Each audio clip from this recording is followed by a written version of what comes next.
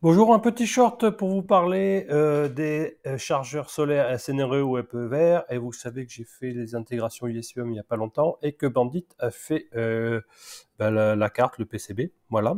Et donc, je peux vous montrer que une fois que c'est assemblé, ça vous donne ce genre de choses. Voilà. Donc là, on va retrouver les deux connecteurs Ethernet. Attention, ne vous trompez pas, ne branchez pas par exemple le PEVR dans le connecteur SNRE et vice versa.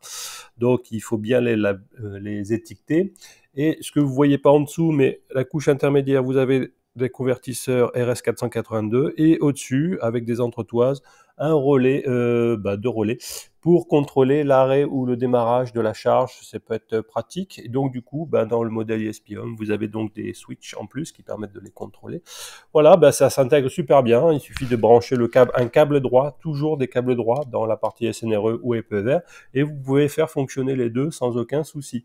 Donc là, c'est attaché à un ESP32U pour avoir l'antenne déportée. Ça marche très très bien, super portée.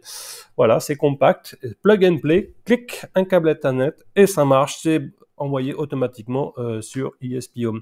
Vous pouvez trouver les fichiers du PCB dans mon GitHub partie ESP-Home. Vous avez la partie Gerber et là vous avez tout ce qui est la BOM, la Bill of Material et tous les fichiers Gerber pour aller les commander, pourquoi pas sur JLB, PCB, ce genre de carte si ça vous intéresse. Et vous avez également dans la partie code, tout ce qui est en lien avec, par exemple, le SNRE. Vous avez le SNRE.yam.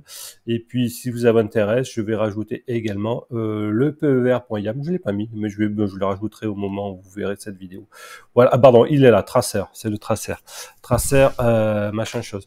À savoir que sur cette carte, si vous avez des anciens modèles de SNRE, vous avez également un petit connecteur. Vous pourrez brancher au lieu de la prise Ethernet RJ45, vous pouvez brancher directement vos fils dessus.